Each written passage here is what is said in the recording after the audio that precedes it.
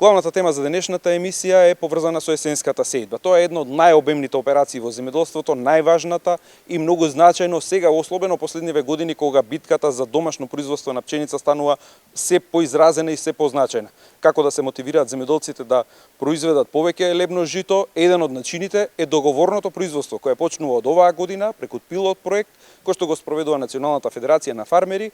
20 на земјоделци од Прилепско веќе склучија договор и со самата сејдба веќе знаат каде ќе го предадат. Што е олеснителна околност ако се знае дека и во текот на производството ќе добијат совети. Да погледнеме кои се придобивките од договорно производство на пченица. Почнувате со есенската сејдба, какви се временските услови, како гледате на ова дека малку порано се почнува во овој крај? Зошто е, која е причината? Па вака, во моментов условите за есенската сејдба на пченицата, па и на другите житни култури се одлични. Во овој регион малце кај се почнува порано, бидејќи ако настапат првите есенски дождови, веќе условите ќе се влоша со самото врнење, затоа подобро се постига кога е малку посуво него водено. Така, оваа година, како ретко досега, имавме доволно врнежи за да се направат оние подготвителни обработки. И други години, мака сте мачеле, суво било. Оваа година може да се каже дури идеална дека е. И после сите апели и укажувања за зголемено производство на храна, се озвали земјоделците каков е интересот. Дали некои од субвенциите, некои од мерките што ги воведоа предизвикаа да се врати интересот за одгледување на пченицата и каква беше откупната цена, дали таа е фактор што значи нешто? Па вака, сега тука има спомнавме повеќе фактори. Првин за условите, да, имаше врнежи, имаше и последно сега пред неколку дена кои се добродојдени за обработката на почвата, дали е тагирање, орање или сејдба, значи условите се наклонети.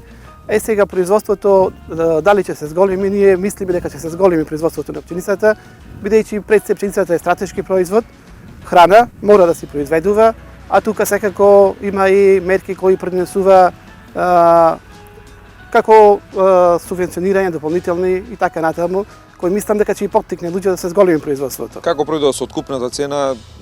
Беше реална, беше на добро ниво годинава? Па вака видите, за откупната цена година назад кажуваме дека не е добра откупната цена, така беше годинава. Откупната цена беше зголемена, да, ама се зголемени сите влезни трошоци во самото производство. Има и уште доста пченица што не е предадена, се чека подобра цена. Така. Ова што го гледаме сега на нивава што се случува е еден вид договорно производство. Дури нас не беше интересно, ја не знам да сум сретнал некој да почнал да практикува договорно производство. Вие како Национална федерација сакате да го потикнете овој модел, мислам дека би требало да биде успешен модел. Да. Како што кажа ти, значи 20 земјоделци од Прилепскиот регион тука се опфатени со една помала интервенција каде што мислам преку Националната федерација на фармери, каде што луѓето потпишаа договор пред самата сејдба на пченицата со Соро Промет, компанија од Прилеп која откупува пченица. Тоа се 20 луѓе од Прилепскиот регион, 20 земјоделци и земјоделки. Истите овие луѓе во самата интервенција, покрај договорот што го склучија со фирмата, добија и сертифициран семенски материјал. И вакво договорно производство за прв пат се случува во Македонија, каде што пред самата есенска сејдба се склучува договорот. И тоа е целта, значи акцентот на оваа интервенција е ставен пред се на ваквиот модел на договорно производство, а после секако тука е и се става акцент и на самото производство, едукација на овие фармери. Нема да бидат оставени сами на себе, нема да бидат оставени сами на себе, да. Тука ќе има примена на агротехнички мерки, правилна примена, следење на производството, се со цел да се зголема приносите по единица површина и исто да се подобри квалитетот. Многу е полесно кога уште пред да почне да се знае веќе каде ќе му биде предадено житото. Па да, на некој начин се чувствува сигурност. Исто така овие 20 земјоделци се членови на Сдруженијето Фармери од Мажучиште и тие се исто членови на Национална федерација на фармери.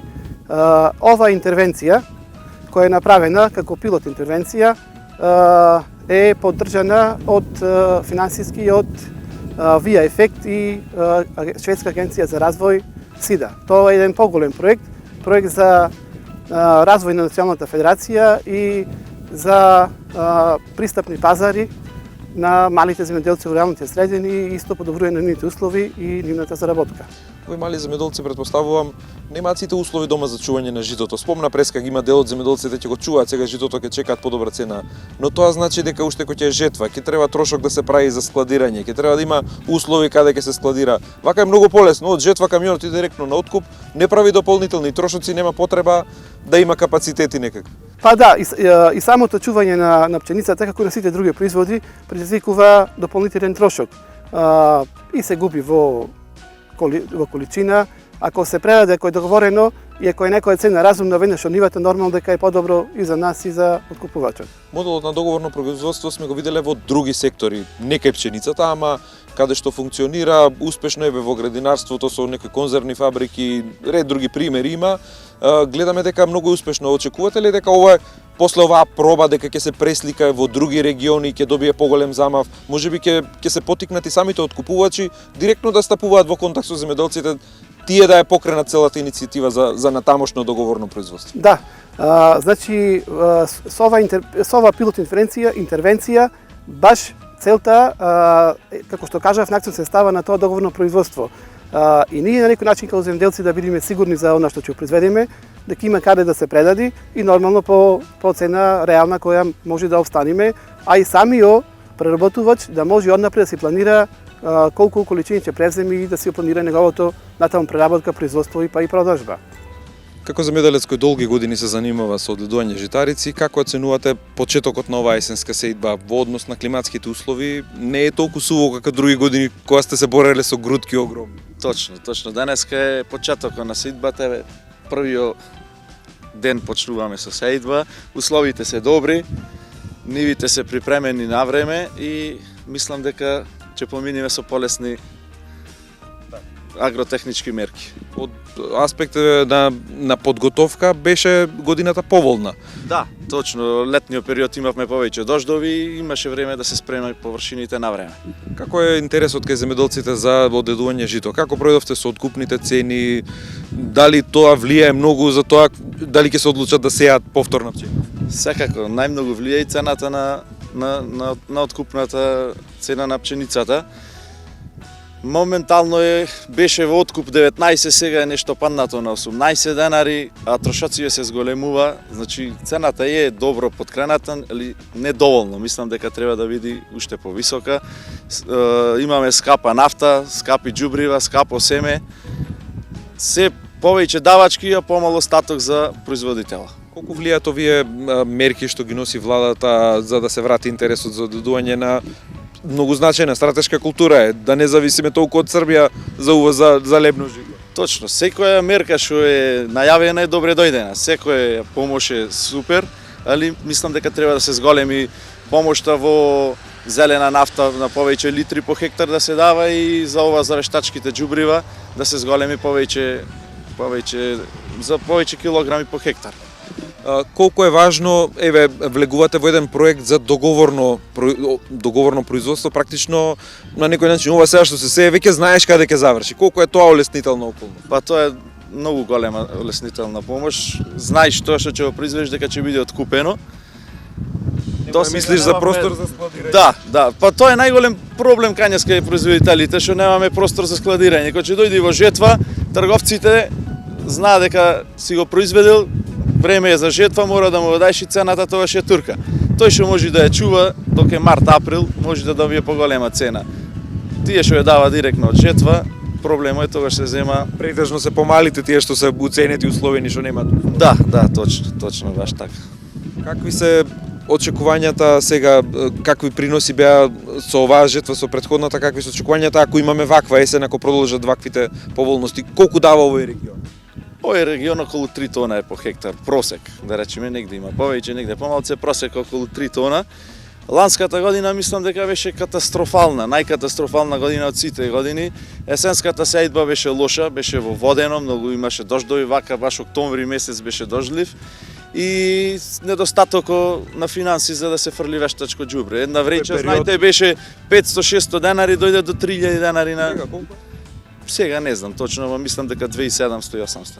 и ова што уште не е завршена војната во Украина, и оваа есенска сеидба ќе се рефлектира со големи давачки. Ќе се рефлектира и дали ќе го има воопшто, и тоа е прашање, дали ќе го има вештачкото џубриво. Не само колку ќе биде скапо, дали ќе го има. Лани беше проблем за пролетната прихрана, тешко можеше да се најде. Апелот сега уште од сега треба да се мисли. Ако сака државата зголемено производство, треба уште од сега да се организира нешто. Баш точно така, треба државата да поводи рачун, да обезбеди спрема површините што се посејани доволно вештачко џубре. Колку ќе значи, еве ти си малку поголем производител и долго си во оваа работа, за оние помали што се вклучени во проектот, колку ќе значат тие совети за правилна примена агротехника? Можат ли да им помогнат да се зголемат дел од приносот да го зголемат, па е тоа големо влијание? Па сакако од и мали земјоделци ги има повеќе што се така, ако се здружа заедно со добра агротехника, со совети од агрономи, ќе се зголеми производството.